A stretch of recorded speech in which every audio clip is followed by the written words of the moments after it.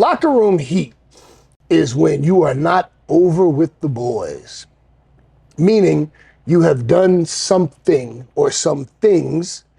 A lot of the time, especially if you're a rookie, takes a few things to build up that heat, But it's things that are offensive to the locker room, to the boys. Things, inconsiderate, rude. Um, I'll tell you one thing that goes way back. You want to get yourself some heat in the locker room? Have some stinky gear. Because you got guys, sadly, that just have issues with hygiene. And they don't wash their gear. And I remember like on the indies, there were certain guys that, they've only do like one show a month. And they throw their gear in the bag, get home, leave it in the bag, and then whatever, let it marinate and fester. And then they show up to the next show, bring their bag and open it up. And it's like, yo, my man. It's been baking. Yeah, I've actually, back in indie days, not as a pro, but I've actually had to take people's bags and literally throw them out the locker room. Like, how dare you disrespect us like that? You're so unprofessional that you don't even have the self-respect, let alone the courtesy, the respect of the profession and your colleagues to wash your fucking gear.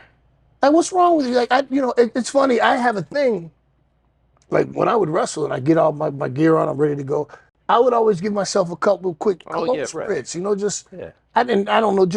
I'm smelling fresh, man. Like, and if you're working with me, you got, oh man, VP, you smell good, man. Damn right I smell good. One time I remember the Boogeyman, poor guy, great guy. Boogeyman's an awesome dude. But remember he had the worms. Oh, yes. And he would put the worms in his pockets, the leather pants that he had. And then he would pull them out and, do his whole shtick.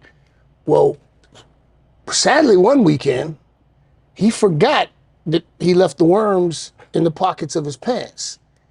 And the locker room was so rancid. Like, people were burning incense, and it was horrible. And under normal circumstances, Boogeyman would have got kicked out the locker room. Yeah. But because Boogeyman was such a great guy, and everybody liked him, and this wasn't, a regularly occurring thing with him. It was a freak, like, oh shit, I forgot. He was embarrassed, apologetic, and it was disgusting, but we laughed about it.